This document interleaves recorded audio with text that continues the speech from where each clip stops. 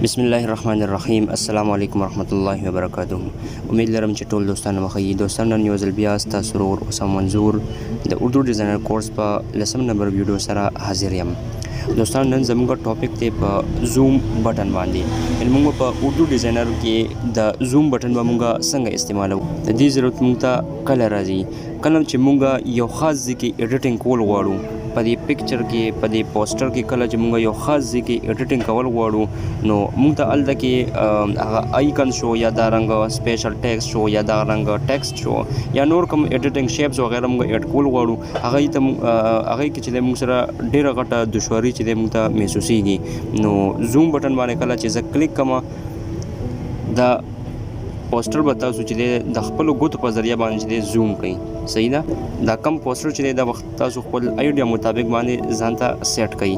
دوباره بدل ده کې دا زوم بټن باندې دوباره به کلیک کوي چې دا موږ د زوم هغه آپشن نه موږ وځو. دوباره مې کلیک کو دلته کې ما سره چې دی یو آیکن دی د یوټیوب دا بټن دی ما سره دا زه لږ ریسایز کوم سایز ولا کموم. اوس دا چې دی دلته کې ایډجسټ کول به چې دی ډېر مشکل به و.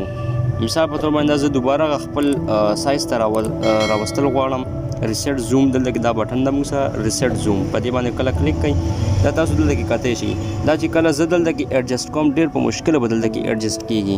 سایز به مولا زه لږ کم په دلته کې به دا ډېر په مشکله ایډجسټ کېږي کله چې دا زه په خپل ګوته باندې چې دی ایډجسټ کوم.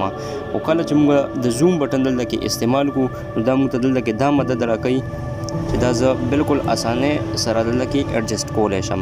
د زوم بټن باندې به دوباره کلیک کړئ.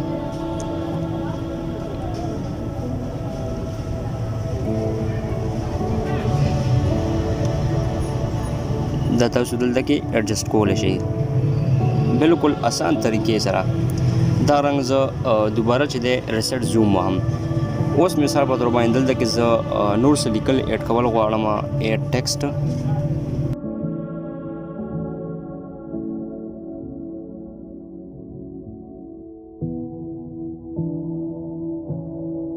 اوس مثال په تور باندې دا لیکل دي د کلر زه لږ چینج کوم.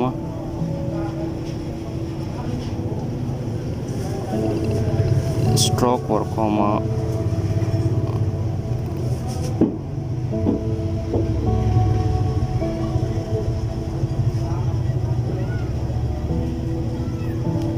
د سایز لږ کموم.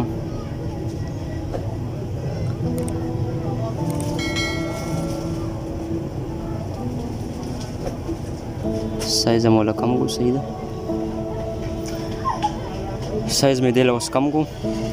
دلته کې اوس دا ایډجسټ کول دلته کې دا دلته کې برابرو دا لږ دلته کې ډېر په مشکله باندې چې دی ایډجسټ کېږي. خو کله چې موږ د زوم بټن نه مدد اخلو دلته کې به زه دا زوم کم بالکل اسان طریقې سره چې دی دا موږ سره زوم کېږي. دلته دوباره به زه زوم بټن باندې کلیک کم. اوس دا نیم دلته کې زه ریسیټ کوم. سایز ولا لږ سیوا کوم.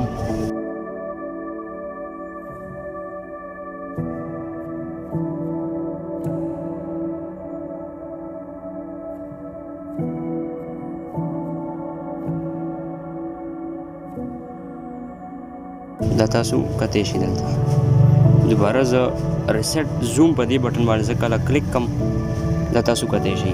موږ سره بالکل په آسان طریقې سره چې دی د زوم بټن په مدد سره چې دی موږ دلته کې ایډیټینګ وکړو.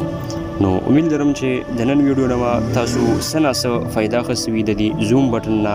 تر نوې ویډیو راتلو پورې زما سره اوسئ. السلام علیکم ورحمت الله وبرکاته.